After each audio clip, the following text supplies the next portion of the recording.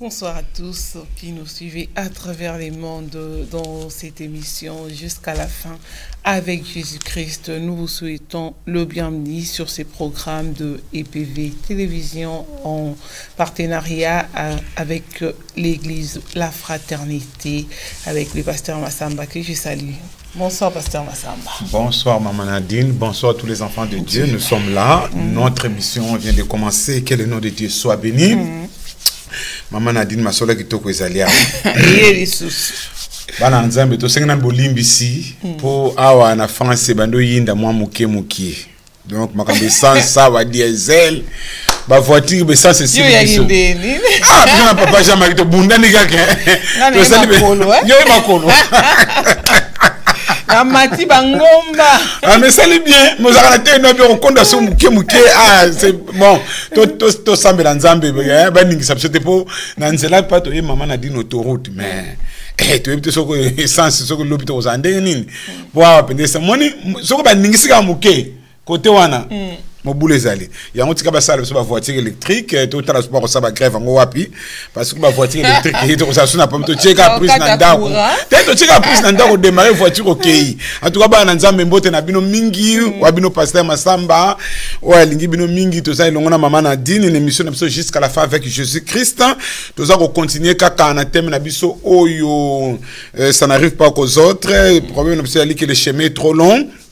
To parla mina likambo etali stérilité et combat kozanga kubana to bato bazanga kibana nzamba ya kopesa bango bana mais Maman Nadine bana na nzambe tozanga masolo awa mercredi nyo sala ka mukolo ya esengo makasi tozako communiquer sengo nom de Jésus reçoit la joie na kati na ndako liboso ya télévision na pa ozali kotala biso liboso écran na yo reçoit la joie vraiment de l'esprit za ne sengo ba souci nyo so no zana ngonde ko kende no ngone kuluso ya Yesu na nzela na mabondeli. Jésus est la solution à tes problèmes. Nyo so ko senga pa na nzambe akopesa yo longola ba souci soko zo cha ba souci et ça le ko zo ko douter na Jésus mais soko zo même mikumano pa ina ba prière et tu as la foi lobi ko tellement ko témoigner aux à la tête haute ko pesa pe témoigner que Jésus est vivant.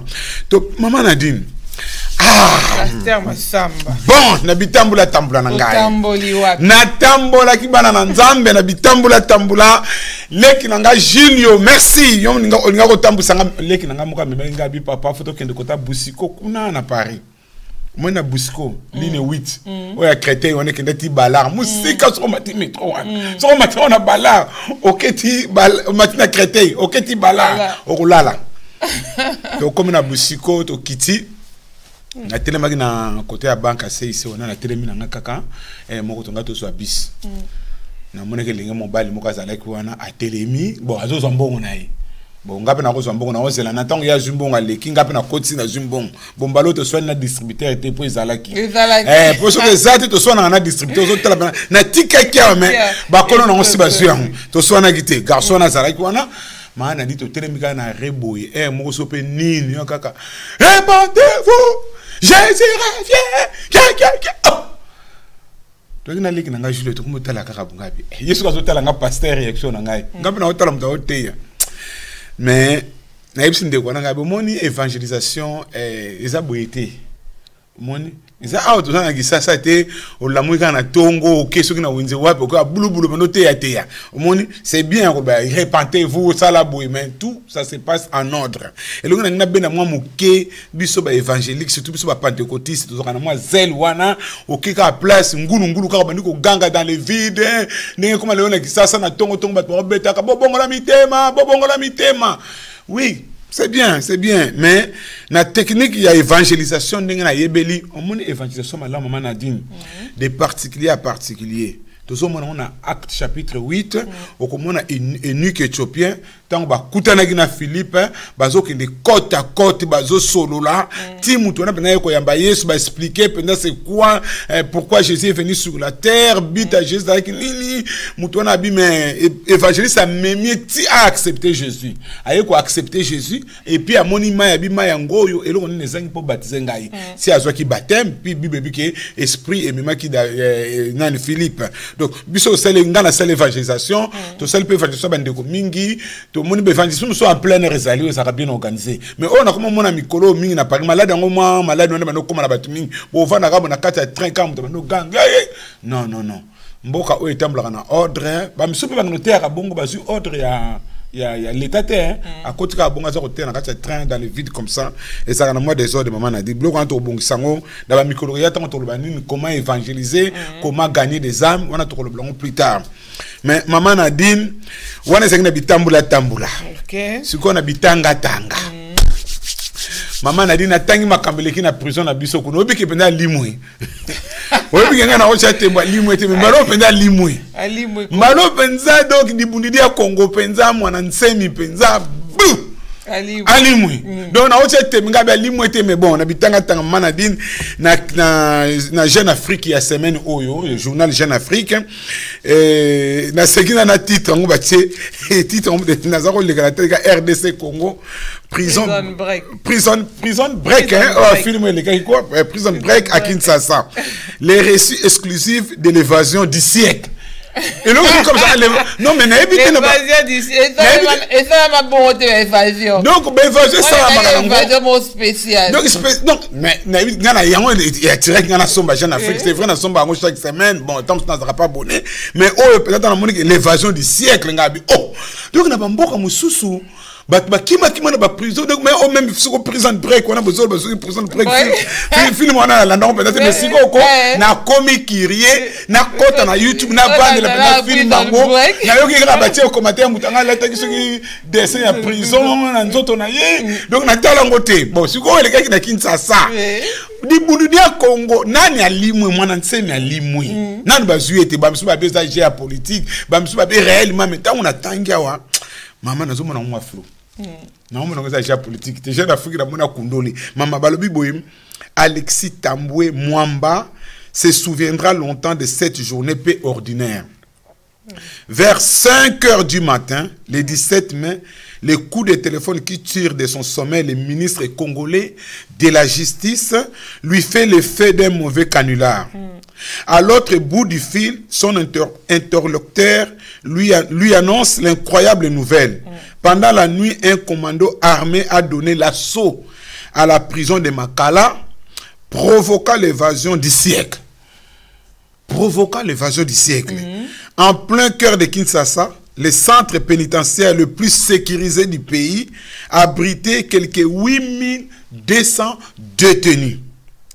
Un village carcéral où se côtoyaient petits délinquants, malfrats confirmés, membres des groupes armés et officiers déchus jugés coupables d'atteinte à la sûreté de l'État.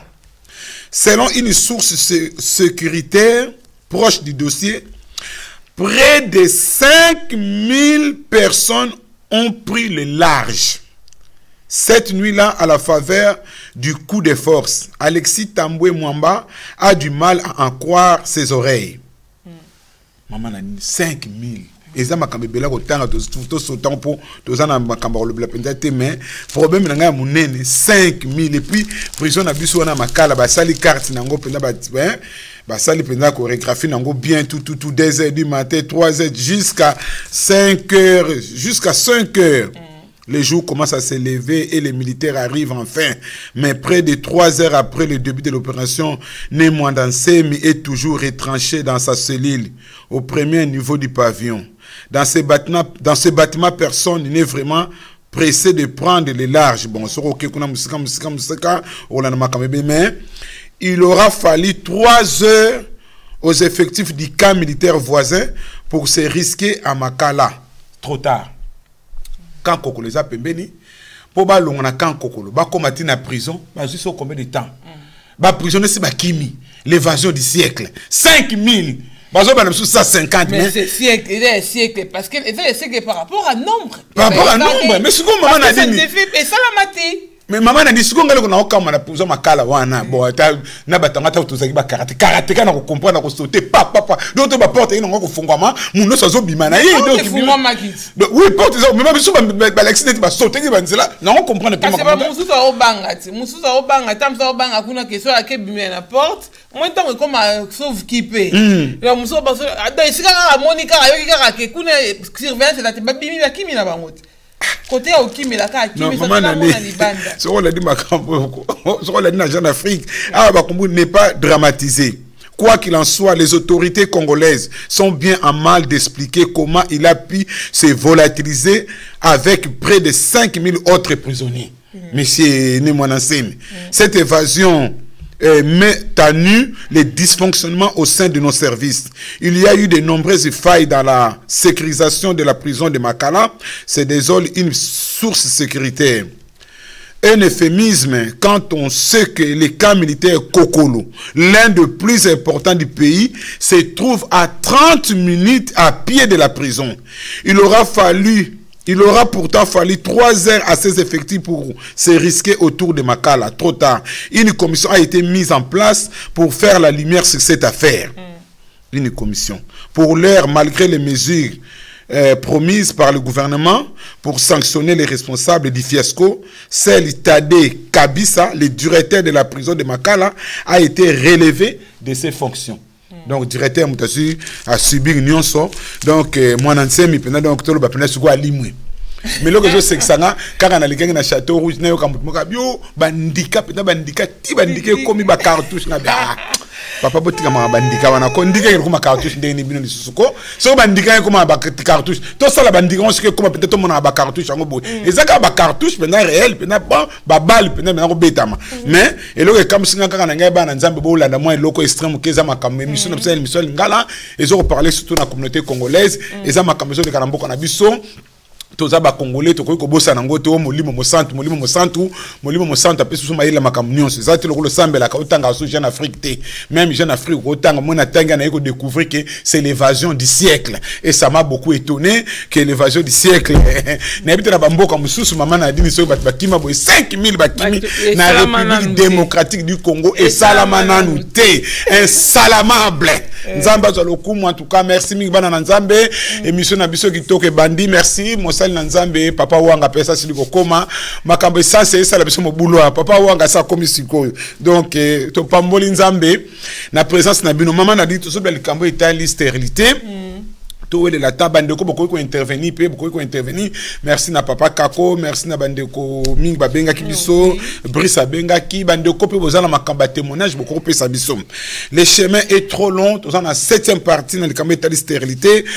To mona ki likambo ya Anne mama Nadine baleleki Anne oyo bazulaki mbanda to lebeleki ngo mingi o bolanda ki biso te bolanda biso na télévision bokolanda ngo bokomona na ba rediffusion ezali déjà ezali stérilité 6 mais là to parler likambo ya la femme sinamite bino pe na mona le bolobeleki likambo ngwa wa bon to ça c'est compléter muke nzamba zo lokumu to tanga na 2 rois vite fait bana na nzambe o za na bible na yo na ndaku tanga na 2 rois chapitre 4 banda so lingo tangi de chapitre 4 nyonso mais soko lingi biso to bana mingi na verset 8 verset 37 to komeka ko lobela moke mama na dini banda ko tanga la biso na verset 8 donc 2 rois chapitre 4 mukanda na bakonzi 2 rois chapitre 4 verset 8 to landa lisolo o ya mwasi oyo par rapport ya mama Anne na miko ça la comparaison ya femme sinamite na mama Anne ba on bale ba stérile mais différence ni entre deux femmes oyo to tiki mama na dini atanga la biso.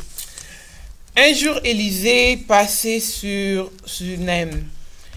Il y avait là une femme de distinction qui le pressa d'accepter à manger. Et toutes les fois qu'il passait, il se rendait chez elle pour manger. Elle dit à son mari, « Voici, je sais que cet homme qui passe toujours chez nous est un saint homme de Dieu. Faisons une petite chambre haute avec 2 murs et mettons-y pour lui un lit, une table, un siège et un chandelier, afin qu'il n'y s'y retire quand il viendra chez nous. » Élisée étant revenu. Première partie. Merci na lecture. Mokolo mosusu Élysée azalaki koleka na mboka Sunem. Kuna mwasi moko ya bomengo abengisi ye akende kolia epai na ye. Mama Nadine likambu oyo na sepelaka na chapitre oyo na beta sete lelo na ba miyibi ya ba pasteur oyo bakende ko kosaka batu likambu oyo ya kolia likambu ya kosenga bambongo na likambu oyo ya mwasi ya distinction. C'est une femme riche. La Bible nous dit que une femme de distinction. Bible dit que cette femme a allé copier sa mosali nanza biblo akolia. Et l'autre ni pour ça qui moi si oyo chaque fois Élysée parce que allez qui mbala mon côté abanda ko ya soka aleki wana bazako bengisa ye akeko lia et loko nini pour ça qui mwana mwasi oyo apesa ka mon papa oyo mosali na nzambe biloko akolia réponse ça kana kati na Bible tozali komona été cette femme d'abord ayako reconnaître qu'ayebaki que oazali homme de Dieu au banglais bazo comme man of God l'homme de Dieu le comment man of God et en anglais ba mona ngolo ku man of God l'homme de Dieu moto na nzambe moto na nzambe o kasi moto na nzambe te biso batata na tanga kale zalaka pasteur alekiawa pasteur aleki mais le quand baksa susu na apôtre na bishop baksa susu bakise belé bakisa évangéliste kuta yoka na kutu sute mutalingi su comme évangéliste était l'homme de Dieu o ya le kakawa papa na moni tout ça eloka malamu.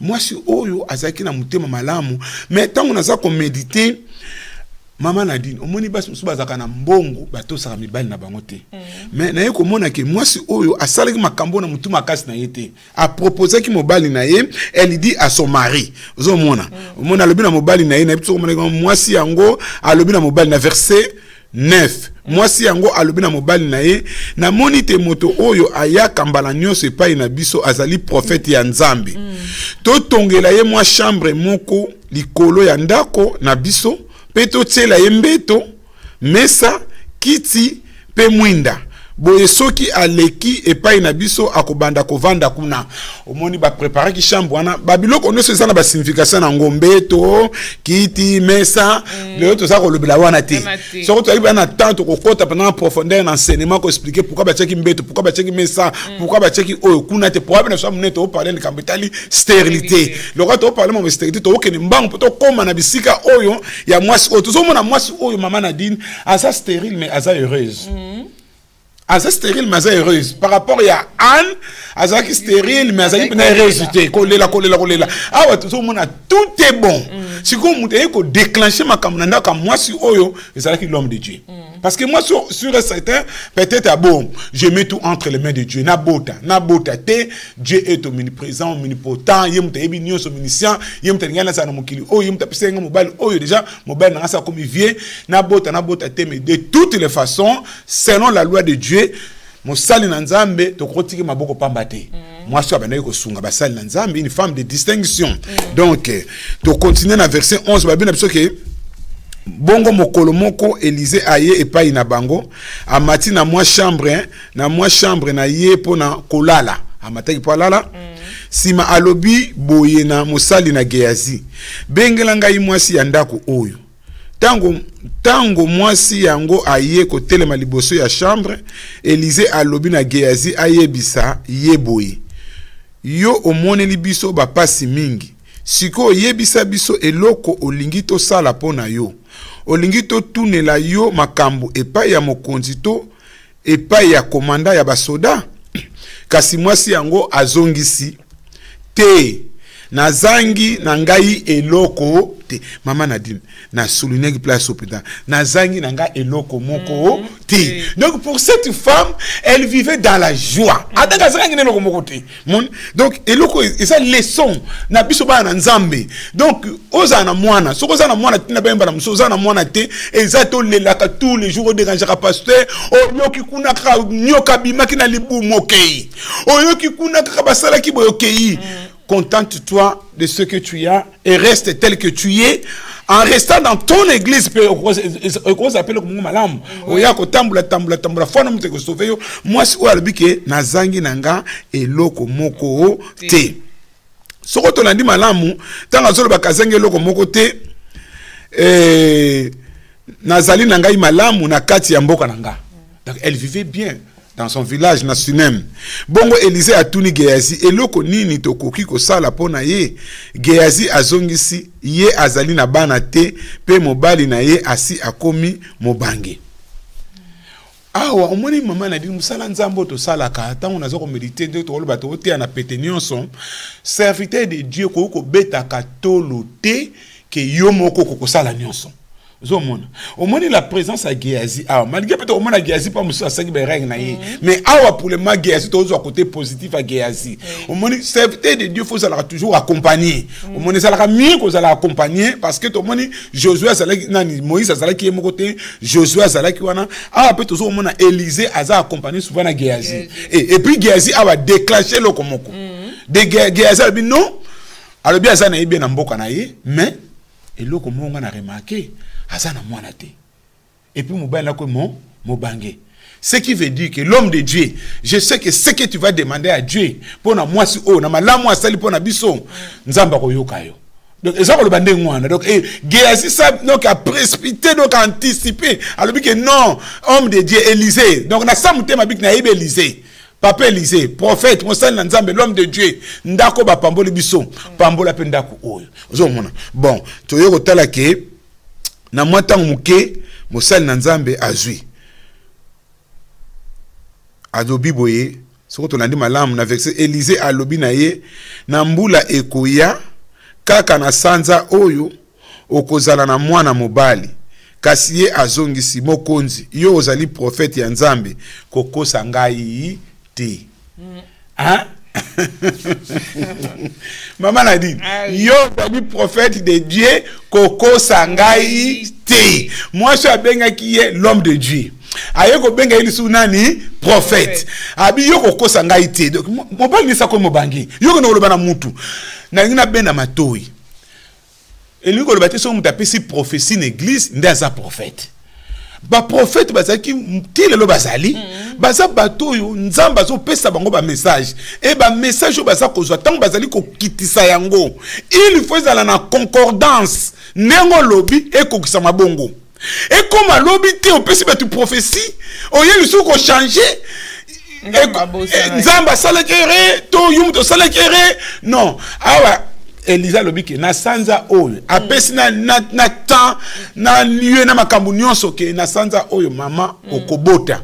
Pourquoi Elisa lobiki maloba oyo mama à cause ya balamu oyo mama asalaki malamu elobaka mama Nadine malamu elobaka omoni même les corbeaux et les renards.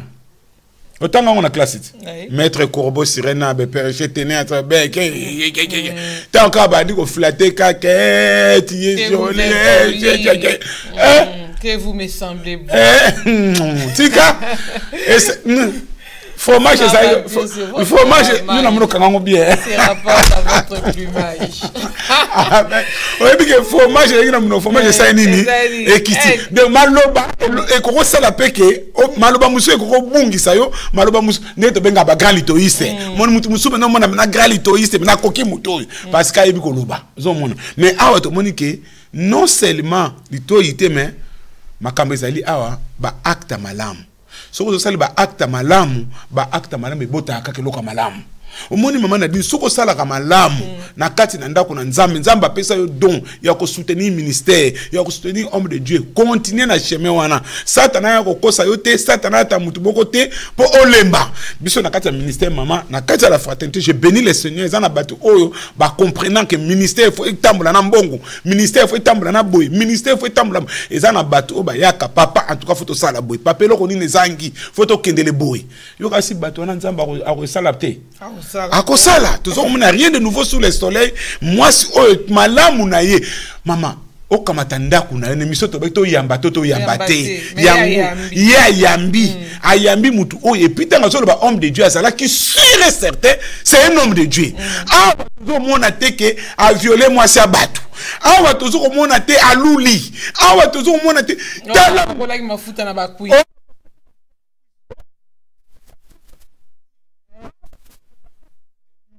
bato bozo bota te bazo sakana bino mingi na ba faux prophète po bolingi pe biyamba yamba tangu nyonso sans ko discerner ozo mona donc to keba aba tozo mona ke mosali na nzambe azana maîtrise de soi azana autorité na ye azana ba fruit de l'esprit ezo ko mona na ozo mona donc ba fruit ono so bible zo bana biso et tala Élisée azo lenga lengate azo lenga ngata monika malamba bime moi so asali malamu mingi asali ka mbala mokote abi asali malamu mingi qu'est-ce qu'on peut faire pour elle et l'on est au croissant la pona e bango molika nse uti pa na bango et uti pa na bango moi ça sengiti ya omoni moi so abiki oza prophète de Dieu koko sangate ngaza kana bien na mboka na ngai ngaza kana na ngabe mwana na sanga pe mwana te senga pe mwana ti donc mobana pas comme mubangi donc l'homme de Dieu a déclenché le komoko ya omoni ke biso basali na nzambe mama na dina lo likambo mala mingi bana nzambe tozali batu mais soko to bangi pena nzambe mama bokanga likambo ba serviteur de Dieu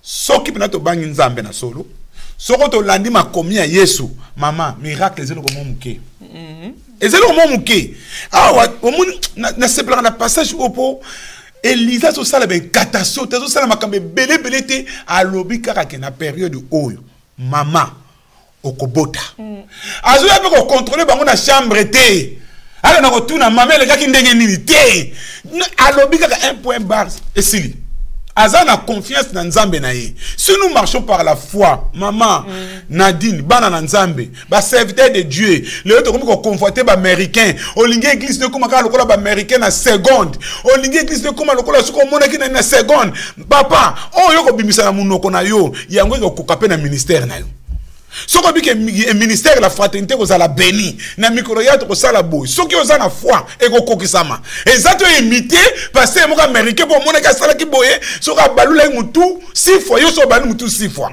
et là mo ko sala meyati on ne soko bimana na munoko na yo ya kokisama et si c'est ezoko tamble pe selon la volonté de Dieu maman Nadine nzambe asalaka bon négliger basali na nzambe te lelo biso basali na nzambe to komelo kwa batu pamba maloba mosali na nzambe soko landi yango tosi yango okopambwama mama Nadine na sana ba témoignage belé obozolo ka bana mso la fraternité bazo benga ba miso ko mona pasteur niveau ozoko sur la pasteur na yo niveau pe nzamba ko sala na yo so yo zo passer masema pasteur mko na mona ekratina te azana nguya te batu bakoya ka te achaka huile d'olive te achaka moto te e kasi zaka nengwana mais ozo na batoli ya passer masamba na kimia nyonso na komi kitsa nyonso mama nazana ba témoignage minene bana bozo mona bana la fraternité bazo le moko bazo pesa ba témoignage mama to kena banda kutoto ke sur na loge wap kaka na bible oto aliko tanga na komikitisa nyonso au nom de Jésus-Christ nzambe azali ko sala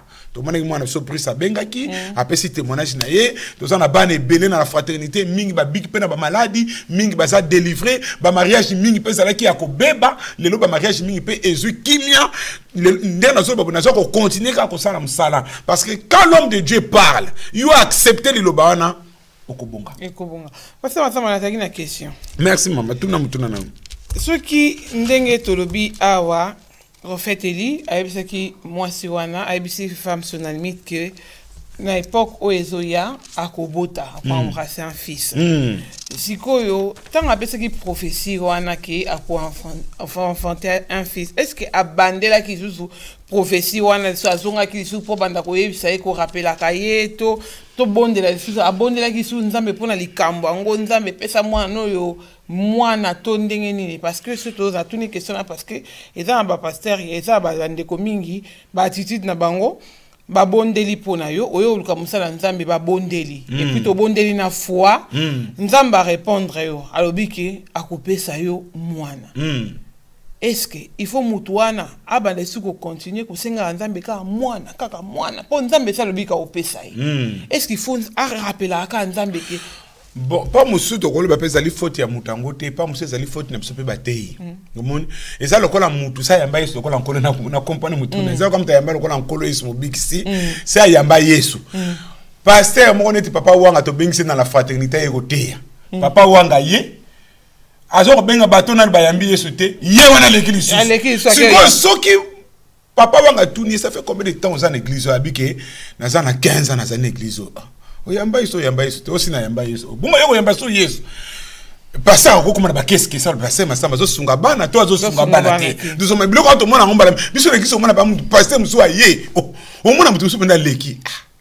yo mon passer aux autres la kamisi na bonde la kipona ye likambo a leki ki pe souci yo ka bandeli so zero so makama bon moni na ka o nengo lobi mama Nadine ezana batu musu si ba lobi ne okobota mais lokola azana kondimate okomona zo ki bisu muke est-ce que na robota mais là on est sur la qui ça non pas continuer ka kosenga nza alors que ndamba sabiki na opesa passer ça lobike okobota omoni neti kaya mwana biso merci mingi mama kaya mwana biso brice na bangi bala biso brice ça qui passe na bine brice et si na lobaki okobota ça s'arrête là na bine na zo tokutinga et si na bako okobota vanda kimia ozali mwana ya liboso oyo to pamboli na ministère ya la fraternité biso to na ministère stérilité te obe stérile ba kozala wa te lokolo za mwana liboso o to pamboli mariage na histoire à la fraternité okobota pe okozala yaya ba leki nyonso boyo yaya ba leki nyonso za biso stérile là en église na ministère on a otam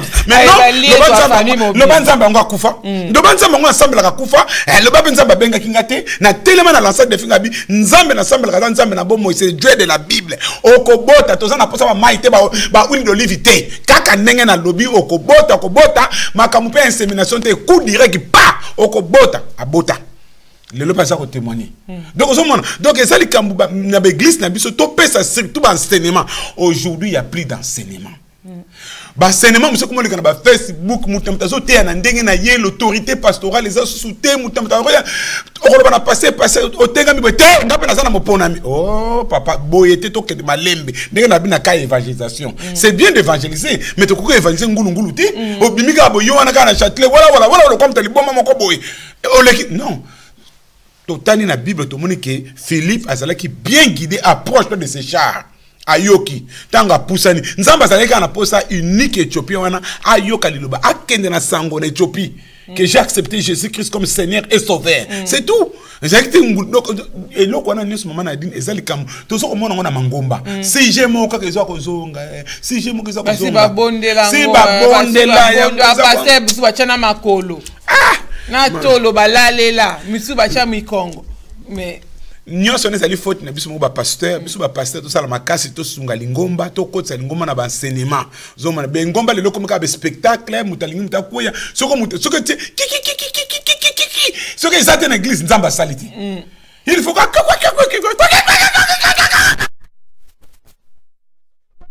image nzamba salite nzamba salite kitaluete na nguya te na nguya te mutakwite lo bongo batata na biso mama nos parents basambeli na to tya ba missioni bazala kwana basambeli ti bakoli ba persévérer na le haut na le bas bazaka na kati na ndako na nzambe donc lelo de génération na biso génération désordonnée na zolo balelo batata na biso ba kebisaka biso déjà biso ba pasteur vakambi papa na so vakamba so pesa ba sena bibana mu pepo eza ko yana ba église à réveil to ko kanga ngote Mobutu kutunzoka pesa ka discours Mobutu na yotana mikolo na ba bitanga na bitala talaka na Mobutu abaki toko suka wapi na binzambi oyo makambo to soko mona lelo na République démocratique du Congo ya ona ba mokolo nzamba ko pambola pena mboka biso matériel mabiloko pene zamu no sakomi ko sala mama Nadine to koyeba ba vrai ba sala na nzambe to koyeba bango pena ba vrai ba sala na nzambe to zako konna likam na biso mama Nadine nzambe asalaka oyo l'homme de Dieu a lobi et kokisamaki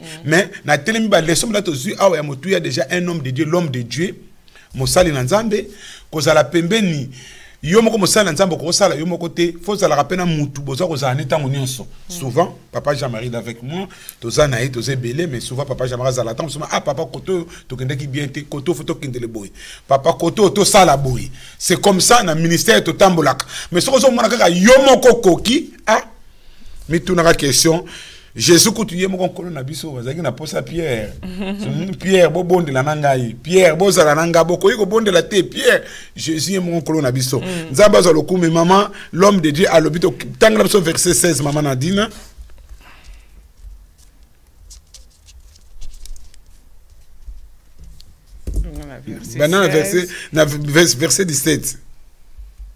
verset 17 maman Nadine. Verset 17.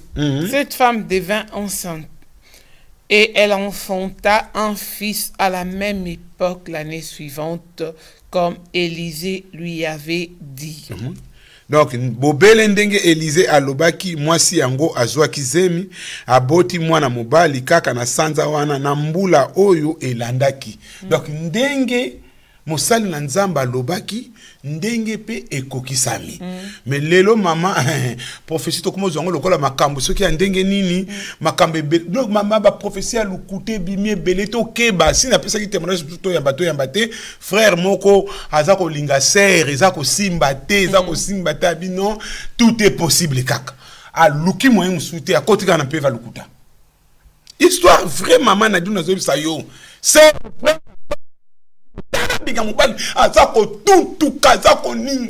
le Seigneur m'a montré, ma soeur, tu es ma femme, la femme de la vie. Oh, echa batumbaimba, maman, echa batumbaimbai, batubakumina badoute, est-ce qu'il est solo? Les apnes solo, papa na bonde la capena na notre maman, tie kende ki penza ke bando kende na bolingo penza bolingo bando kende ti eh, c'est pour na muka talabino na moni professeur Zaka Lukuta. Alandeli penda frère ti. Oye que souka nanzela. Et souka c'est ma sœur Zaki makasi. Et sœur Zaki penda une femme vertueuse, une femme dynamique, une femme penda Zaki prudente. Amitika kiti. Donc abino le lot on va sœur Azaneti le lot on a qui pena ça ma sœur bébé ta mara. Ah frère nan escroc. Ya bino ba frère. Donc toke bana ba prophétie oye kitaka ba prophétie muso kaka nzamba lekinga mama ya kotika biloko no sanda zwa compte nyoso na banki ya kotika oh compte ba tuna banki nyoso na nzambe ha kotika compte ya vivre nini na futele ndako ba passer muso ba ningo sala te kaka so vandi tous les jours oyebi na Paris yo vu ofele yesko a vivre na foi aze la ba Paris awa makambo eza koleka ba église ya mikekete na bandako mutu moko azana mo appartement zo 4 mama na ye ayebi na 4 mama wana libale kufa mobala kima wana kuna abota kate wana kuna na famille na bakufela mingi chaque mois chaque semaine mama prophétesse wana zanga prophétie oya kaka soka monika balingi bakimba balingi mutu muso alinga tie bongo nzamba zo leksangai nzamba zo bokeba passer moka lukuta zo yela bino azako passer ka lukuta na nenga po yozo ko fongola bango bobima na milieu wana azokosa bino so kaka balingi bakima kaka te nzamba la kisi mama mikolo ko bota Nambule ko ya uzoko bota 2018 ba okoma na 2018 rien banda bana na 2015 abota kité 2016 aboti té 2017 mutanga zo bota té apesi peut-être na mois de juillet na 2017 ozoko bota mutabota kaka té mais mutangwa zaka wana kanami na ye kaka donc basé belé na Paris ba mama prophétesse wana na ba tata prophète wana ba bomba na bandaku biso nesto samela nzambe ba combien église c'est ça mutema na yo kaka matia na bango comme kabo église ça mutema na yo kaka 2 ou 3 sont réunis à mon nom je suis au milieu de donc matia na bango de la de wana non mais tozana baka et benazana ba témoignage belé donc awa oyo Élisée alobaki et kokisa mipe ndenge salamaki mais qu'est-ce qui s'est passé après na vie ya maman oyo et là, on a souvent to beta cette ne comme état de stérilité to côté pendant ba leçon union se belete temps pendant moké mais moi si oyo azalaki ne sengo azana bana olo bana ndeko azana mwana te ndeko tamboli partout mwana zate okola d'exemple ya moi si ya sinamite le temps de Dieu viendra un jour parce que moi si oyo abosana kinyoso mais azo sa ne malamu mais ngonga nzambe salaki nini ekokaki quand le temps de Dieu est là personne ne peut l'arrêter personne ne peut l'arrêter et okokisama maman Nadine na histoire au kaka mbilinga contexte na libota ya mwasi oyo to moni botanga na ndako poto ganeta mwana akufaki mwana belaki mais okotanga la biso na verset 23 maman Nadine poto sauter bozana bandako botanga na ndako aw to na télévision to ko expliquer nyonso penza te mais botanga na ndako bolimbisa biso to sauter mwa moké maman Nadine tanga biso verset 23 et il dit pourquoi veux-tu aller aujourd'hui vers lui ce n'est ni nouvelle lune ni sabbat. Elle répondit tout va bien. Continue. Puis elle fit sceller l'ânesse et dit à son serviteur mène et pars. Ne m'arrête pas en route sans que je te le dise. Elle partit donc et se rendit vers l'homme de Dieu sur la montagne du Carmel. Mobali na ye atuni pona nini olingi okende pai na ye lelo. Lelo ezali fete ya sanza ya sikate. Ezali ata mokolo ya kopema te. Kasi mwasi azongisi likambo te. Na kokende kaka. Abongisi mpunda pe alobi na mosali tambwisa mpunda tokende. Okotelema kaka esika na koyebisa yo. Mama Nadine na meko ta na ba commentaire biblique na tangi mwa muke na meko méditer Dieu qui a béni cette femme. L'homme de Dieu a prophétisé, c'est s'est réalisé concrètement miracle salami moi sont pas boti mais pendant quelques temps après nzamba tie sous na épreuve. Épreuve yé moi na akufi. La Bible dit moi na gina commenter mais moi na penda akufi. Mais maman omoni kozala peme na musali na nzambe okokola. Omoni mwasi oyo tellement linga ke lisé mingi. Tellement pese ke lisé ndaku. Chambre.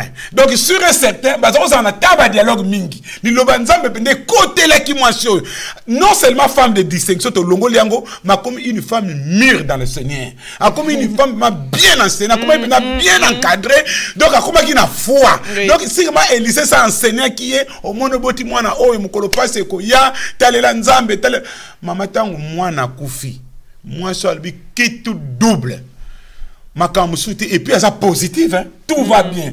Même mobile, là, je vais dire que moi, c'est moi, la koufi. Mais quelle maman a dit, quelle foi! Quelle foi, maman a dit, monsieur le loup, on a paniqué. Mais non, Bible, ils ont ma cambe belé à cause de ça. Il y a bangombe, il faut des ngombe, il faut des. Ah, tu sais, maman, il y a n'a que tel qui conquer, il faut des ngombe, comme nous. Donc, à ce qui peut être la foi, peut-être qu'on dit ma, peut-être qu'on dit ma. Non, maman, on n'a pas pambolé parce que, Aza maman, on a une femme dynamique. On a une distinction, mais une femme dynamique. Oh, Aza peut-être la foi, le binon, Naza kokendo luka mosali na nzambe. Maintenant, la question, maman Nadine. On a une sungabana na nzambe. Quand il y a un problème dans la maison, pour ba misupe ba salaire ne loko yo. Ba misupe ba bobi bana na buzoba. Oui. Moi na zo bela, au lieu que ne mbala moko l'hôpital. À quel n'est pas pasteur? On a dit le Yango moni tangu biso na ngoma na biso lelo Jésus-Christ nous a libérés, Jésus-Christ nous a affranchis. Nous ne sommes pas obligés kaka ya ko luka pasteur tangu za na mwana za malade na ndako. Yo moko ko bondela okena mwana mbangu l'hôpital. Soko po traîner maman Nadine, ose la pasteur, aouta soki wapi, aya katina ndaku, mwana ko kufa. Kaya mwasi oyo, ezo kene par rapport ya foi na ye. Soko po moni foi na yo, e go sala ke yo moko bona na ndaku. Sala yango, mais j'ai vu que beaucoup de gens ont commis des erreurs, na ko traîner muta kufi. Muta sali AVC, ya bano sa au nom de Jésus, au nom de Jésus, au nom de ayebi ko réanimer mututé mutakei baza ko condamner biso ba pasteur même na l'église na biso maintenant faut te yeko na ba cours à secourisme manani faut te yeko nga na église na ba c'est na mikolo to parler sur la tentation na ba na bande musu bato ba minene afu ba kima mbangu ba kima mbangu ba kita. Et oui, il faut pas tout le monde dans l'église, c'est Vita Christ était. Vita Christ était. Il faut qu'il tape mon nez, on a deux moments qui disent boum, on va dire que vous m'avez on a souvent tant que vous nom de Jésus, va pomper tant que ya, tant que bambina ya, tant que commissaire sécurité ya, na pasteur, na église kangami. Nenge salama ki na instinct, ba norme sécurité za ki ba ngomba mona ka ba osamela nzambe na pas que bou. Le pasteur on a dans la prison. Pasteur a été le dans la prison. Bandimi musina mutu. Lukan zela kende. Donc, beloko oyo mwasi oyo salaki et sungabiso. Tous à la très prudent bandeko. Et ça la baka mingi maman. Mutu aza malade akenda ko hospitalité. Soit disant que nzamba sala kana nazana kondima na kobika. Mais non. Et ça la malade monsieur ça spirituel. Et ça la malade monsieur ça physique. Ozo bela mutu malade de le prendre ici les hommes kamtu ba tchaka maboko papa malade de le prendre ici si soko nzoto esape mala mutene to yoka to le blanco to anticiper to le blanco mercredi prochain pour moi quand tu kufa na Belgique to déjà sango to landa na be formation bien pour mercredi prochain to le blanco à vrai dire maman Nadine moi na mwasi oyo mama oyo azaki na kondima akei kokutana mosali na nzambe bongo mama Nadine total na verset poto sauter tangela biso verset 32 mama Nadine tina 36 to kita poto silisa 32 hein Lorsqu'Élisée arriva dans la maison, voici l'enfant était mort, couché sur son lit. Élisée entra et ferma la porte sur eux deux. Et il pria l'Éternel. Il monta et se coucha sur l'enfant. Il mit sa bouche sur sa bouche, ses yeux sur ses yeux, ses mains sur ses mains, et il s'étendit sur lui, et la chair de l'enfant se réchauffa. Élisée s'éloigna, alla çà et là par la maison, puis remonta et s'étendit sur l'enfant. Et l'enfant éternua 7 fois, et il ouvrit les yeux. Élisée appela Géasi et dit, appelle cette Tsunamite. Géasi l'appela, et elle vint vers Élisée, qui dit, prends ton fils. Elle alla se jeter à ses pieds et se prosterna contre terre. Et elle prit son fils et sortit. Amen. Tangu Élisée akoti na ndako akuti mwana oyo akufaki. Atandami kaka na mbeto. Élisée akoti akangi porte pe abandi kosambela Yawe. Ngali ngina telema kaka wana mama Nadina komona munene ya mabondeli, la puissance de la prière ndena lobaki mbaleleki ndeko makamunini ezotambola te na vina yo. Bana na Nzambe communauté congolaise émission o na tiango na lingala po bandeko nyonso ya Congo bolanda biso na pete nyonso bokope ko intervenir. Nazo ko tambola na Paris, nazo tambola na travailler na jeunesse, nazaka na batu nyonso. Mama Nadine communauté na biso bandeko mingi baza kokufa na molimo, bandeko mingi bazo souffrir parce que baboyi Nzambe.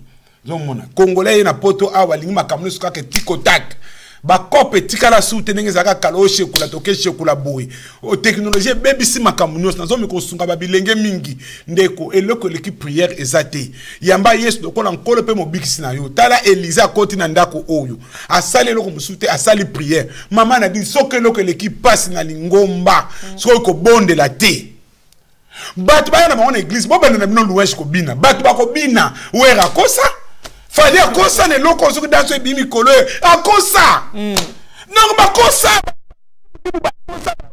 to tanga ba kombo to lembao l'église ba bana bino louange boko bina boko sauter ba hypocrite pe baza wana ba osala ko ba lombo maken atelema ka zo boucher ka mapeka mais to banda prière to banda prière na église yango moni na chaque système na la fraternité moko tokende.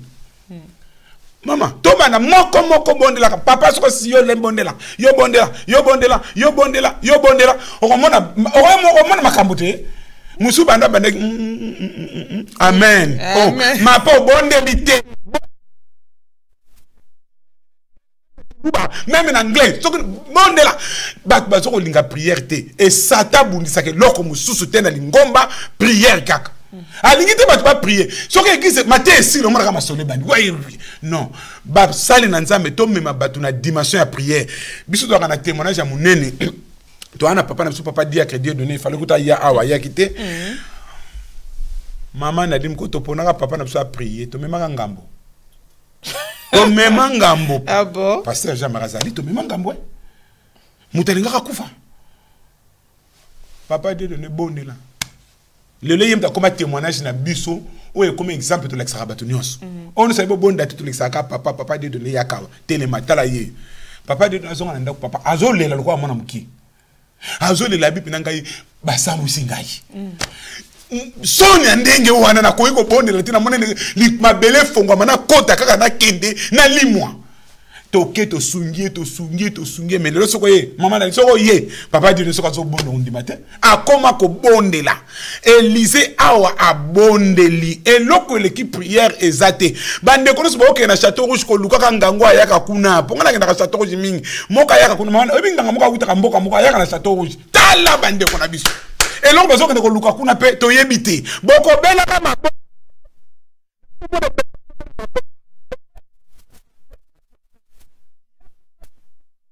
soko za na difficulté luka biso yo benga pasteur Masamba na ko sunga yo soko ebo bondela te to ko la soko bondela na ko bondela toutes les portes sont ouvertes à Jésus-Christ et toutes les promesses de Dieu sont oui. Yesu apesa ke ya mama Nadine awa Elia kotina mutu sa kufi mutakufi mais auto so monongo eza ba histoire te eza ba réalité ele kaki na mokili ezaki ba eza ba chose to ba fonder ba vaccin non Élysée tanga koti tala prière Élysée babi alali likola mwana wana maboko na boko ayebe kaza homme d'onction ayebe kaza na moto na molimo bon na kata mwana oyo parce que biso tozana bon moyi faut to communiquer bon moyi na ba obazana kokufa uzomona tant tozo te sang malama tant tozo te liloba nzambe batu musu ba ya kokufa na molimo biso faut to communiquer Saint Esprit kata bango Élysée awa communiquer pendant puissance ba mona e moka telema kuma kenda zonga sima ba na ko invoquer le Dieu d'Abraham ba na ko invoquer Jéhovah Jireh Jéhovah Rapha l'Éternel qui guérit na yebi ke yo sekusaka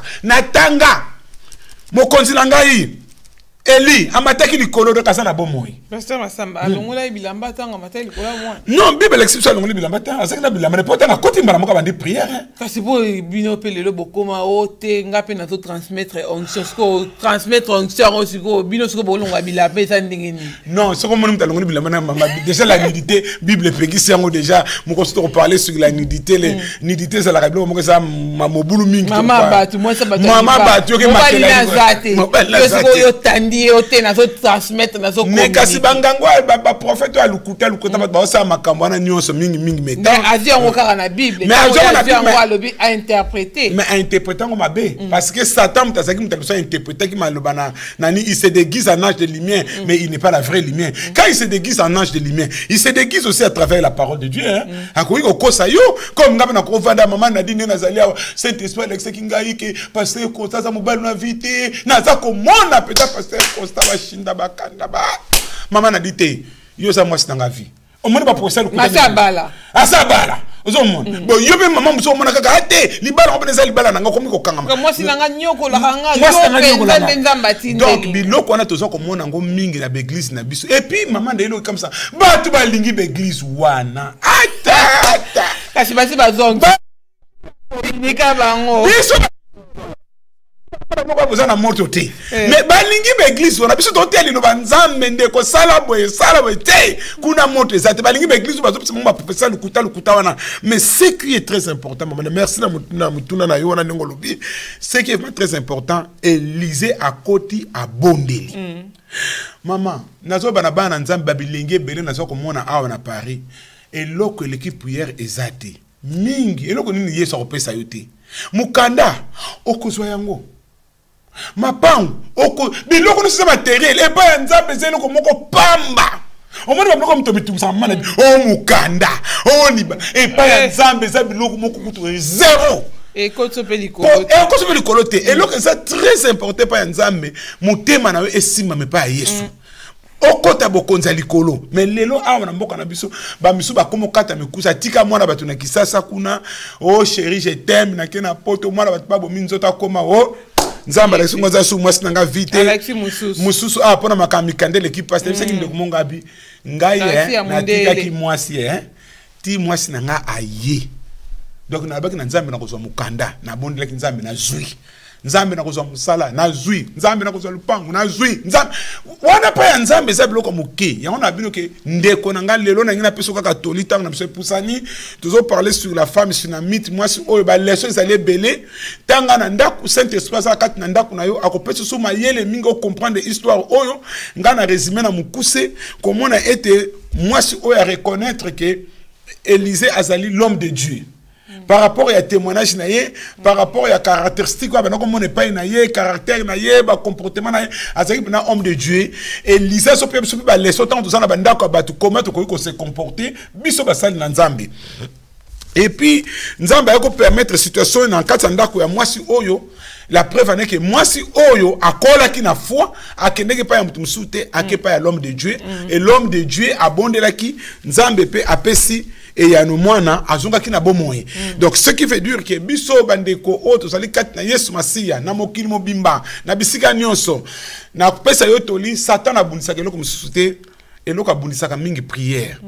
Je crois que docteur Billy Graham dans livre La paix avec Dieu alors bla pelikambo oyo soko bandika olingo bandaka ko prier au moins na téléphone de lingri allo muto ko bando masole zangi mutu na makolo ezana moment musu tikina no téléphone wana télévision et vous avez le banango défunt maman Zolo et paix à son âme até kabiso ngoso alobi ke bandeko télécommande na simba kango ngaiti donc so na simbi télécommande na sa capable de diriger télé na bi télé le na ko fongola yo te na kangi yo bu stop na kangi télé donc oza capable de kanga télé na yo okoti na prière ko kosa yo te na ba ko tala film moko na lekani non zo télécommande kanga kota prière.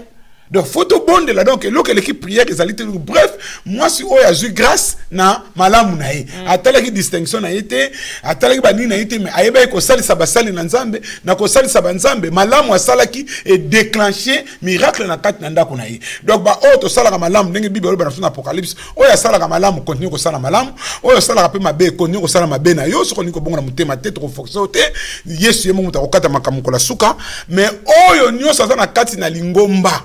Nzamba pesa yo do ya kosala malamu sala lobby nzambe akopesa ngasi mama na di leona okemulaite na soki awa bana na nzambe kola pambola bino tali ko continuer kaka na thème na biso oyo le chemin est trop long que le nom de Dieu vraiment soit béni nzambe apambola bino to moni mama Mado za na ligne.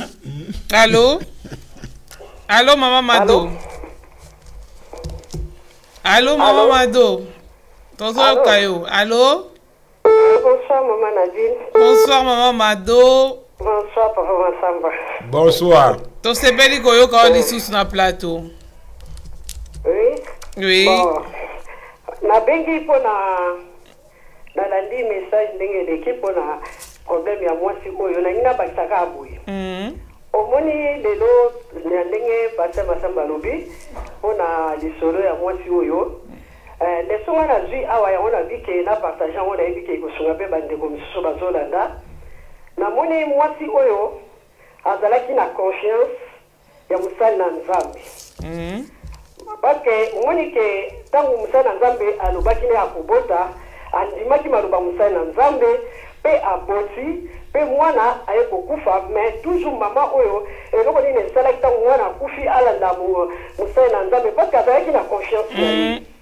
Mais le long de ce monde qui dans Nzambe mingi, tous na confiance, il y a pas na Nzambe té. Mais au pas Moussa na Nzambe a prié pour na yoto, au dobel Moussa na Nzambe problème na yo. Kaka yo mo to dobel Moussa na Nzambe, ya boso au bandina ko critiquer na Moussa na Nzambe ngo, au bandina o ba no pe ma pe pour na Moussa na Nzambe ngo, au zape na toki témoignage à Moussa na Nzambe ngo au bebi saka yango. Mais même dans aujourd'hui pas Moussa na Nzambe a prié pour na yo. Ya ngomoni le lobi soba na Nzambe mingi. Tozo ba penza grandeur en Nzambe té. Parce que le nom Nzambe tozo mona à travers ya basali na ye. Mais ce qui biso moko tozo la confiance à basali na Nzambe té. Et ça peut pas pour tout le monde le boko na Nzambe. To moni moi c'est quoi daki na confiance na Nzambe. Ya ngomona ta Moussa na Nzambe ata bota ki ata mwana kufa ki toujours akendeka ko luka Moussa na Nzambe po ebeke Moussa na Nzambe oyo mutabondela ki pona nga na bosi. Mwana pa kufi abi no na okende pa musute. Na okendeka ko luka Moussa na Nzambe oyo abondela pona nga na bota. Ya ngomoni ke confiance ya zalaki nango esali pe ke mwana ana ta kufaki elizela la bondela ki mwana apikaki. Donc biso pe ba na Nzambe lelo oto zokende ko luka basali na Nzambe.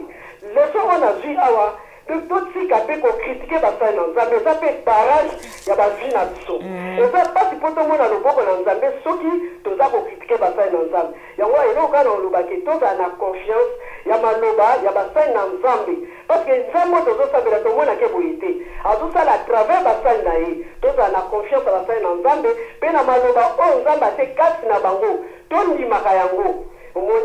Et ça, bangote, mais ça, maloba Nzambe azo travaille toujours na basali na ye. Ce qui peut être ça peut na discernement, to yeba basali na Nzambe o ya solo na ba o ya lokuta. Yango to za na confiance, pe to za na confiance.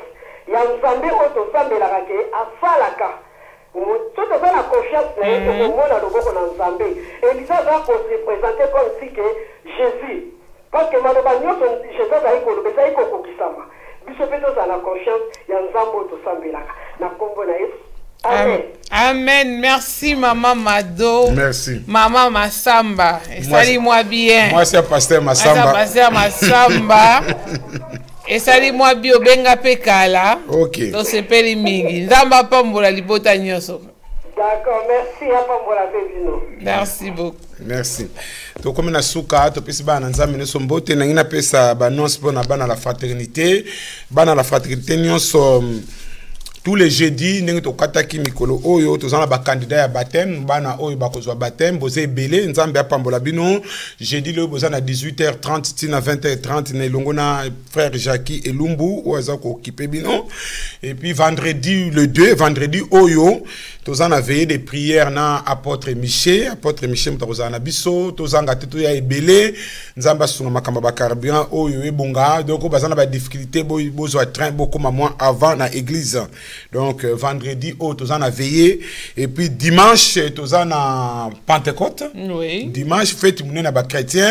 Oui. Pentecôte na olinga ba pasteur ba ya bo beta pena c'était christianisme penza molimo mo santo akitaki début à église donc boya penda ebelé fête munena dimanche bande communion sur la fraternité tozana pena sainte seine to met la communion to benga na communion. Tozape na sango ya mawalisusu na biso bandeko tokutaki na paroisse ya Njili quartier 3 Pentecôte assemblée de Dieu mwana na biso dirigeant na biso o tolingaki mingi waza kotambusa biso na chorale frère José est en ligne depuis Belgique. Oui, allô frère José. Allô, bonjour maman. Bonjour. Bonjour papa José, vous nous appelez de Belgique. À Belgique. Ah, ok. Oui, Olingo intervenir, to poser question. Oui, mais intervenir, merci ma question. Oui. Donc c'est la première fois dans l'émission. Merci. Ouais, c'est la première fois dans l'émission. On a la question maintenant tout dans pasteur. Amen. Ouais, excusez-moi parce que aussi c'est l'émission, mais là la question moi à poser. Ok, tozo yokayo. Donc question na ngeza boy au lobby mwana mwasi oyo akendaki mpo mosala na nzambe mpo mosala na nzambe abondela mpona mwana na ye alukaki mosala na nzambe ayaki bon pratique moko mosala na nzambe asalaki alalaki mwana atiaki maboko atiaki monoko na monoko maboko na maboko makolo na makolo po mezali nalingi osike biso bien ya beaucoup de pratique oyo basala na nzambe bazosala lelo nayebi te ezolanda orientation ya nini ya basala na nzambe orientation ba pratique bazo la biso to la orientation à Bible to orientation à nani parce qu'il y a beaucoup de pratiques ozo sala mandelo na l'église yango enina yeba yango enina tuna question parce que au moment na mujazo pe la yeba mosala na nzambe ko pese ba orientation comme une télé vous ba orientation ni to kolanda orientation ni to kosala ni to kolanda donc ils ont mon la sens fait. Yango photo yeba orientation nini ya vérité orientation ni mwana nzamba ko landa soka zo bela soka za na problème doté za na problème libala soka za na problème ya muganda soka za na problème ya n'importe quel problème mais ba passer tozo yebake ba passer bazo yebake orientation na ko pesa bana nzamba yango question za na ngo besoin pour na partie karamuke ya orientation pour na moni mosana nzamba ndenge liza lalela ki mwana donc yango tu dois comprendre place wana avant. Merci papa José na mukuse tozana ba orientation penza to orientation mo tozana ngokaka o modèle na ezali Jésus-Christ de Nazareth. Donc orientation penza malamu ezali Jésus-Christ apesa biso to ke na mokili mobimba to imposer les mains aux malades to bikisa ba malade pe to chasser ba démons. Oh, tozo mona ba pratique comme belé papa José ça na ligne toujours ba pratique to ali ko mona belé oyo mingi baza ko landa na ndenge na bango abo moto mais Saint Esprit te mutatindi bango na ba orientation pe mingi tozo mona mingi babomi batu zo mona na Nouveau Testament to na Nouvelle Alliance tozo mona kaka na au nom de Jésus batu bazo bika. Bon, tozana ba kamususu ko mona penza ke maman Nadine papa José mutaza malade Saint-Esprit élection ke akende na hôpital pas eu traitement abiki na ye ba pratique comme belé ezali ke batu bani omoni biso babantu parce que question que ça peut histoire eza question to ko développer ngo bantu alingaka kaka amona parce que to uti pe mingi na animisme alingaka mona nzete amona tango suma belé amona tango moi singa moko na loketo donc azoma lokwa nzamba sali. Or que dans la parole de Dieu, si vous croyez au nom de Jésus, vous avez la foi. Oye kwa ko bimana munoko na yo, c'est le seul pratique. Biso dans la fraternité maman na baka ebele na pratique mon salité. Après qu'on imposait les mains aux malades, Jésus nous a dit qu'au prier c'est tout. Ba misuba comme tamulenga mai mobima mela mulenga mai mela parce que atanga na livre moko aliga na église pour impressionner bateau.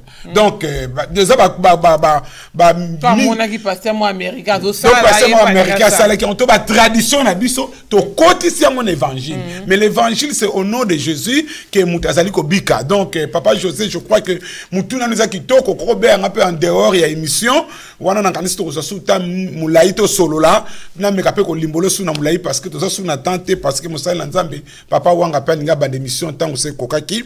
Donc je crois qu'après émission okoko benga numéro nanga pesa wana 06 51 30 98 29 okoko benga tout seul mais ça peut mutuna mongo malamu si Dieu le fait mercredi prochain peut okoko banda pe na mutuna wana et ko sunga. Donc na banda ko ba pona bandeko ba ressortissant c'est Angile quartier 3 paroisse Assemblée de Dieu o etambo système na maboko ya pasteur Vakambi ndonga la pa ito uta mwana na biso ngezi Anto wazalaki dirigeant na biso ya chorale 1 a wuti kotika biso donc to bengana ba biso bo benga ngai bongo to kotala likambango sima nzambe apambola bino nyonso na mokili momba bolandi biso ba intercesseur bolemba tende to baka bolemba te ko soutenir pasteur Masamba maman Amandine ça fait longtemps na yo krasu yete baba ndeko mususu nzambe apambola bino mingi bozana mokili mobimba kolo abatela bino to kutani bala sima soko mituna muso ezali bo benga biso après émission na zonki sima no papa ya maman Nadine. Merci pasteur Masamba pour l'émission à poko alelo to continuer qui na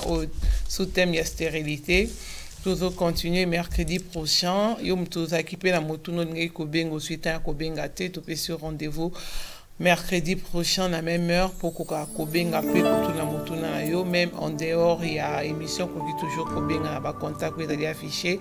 Merci na bande konyo soto yo ba ila kibiso na ko réaliser émission oyo pasteur Constant merci na soutien na yo merci papa Jean-Marie pe na soutien na yo merci na bande konyo so balanda kibiso badaki na kat na plateau yo merci Natania merci na Christelle merci na Magali merci na Vanessa merci na bino nyonso pasteur Odon Elwanga merci to monani mercredi prochain bino Mosali maman Nadine Efwanga et pasteur Masamba. Que Dieu vous bénisse tous. Merci.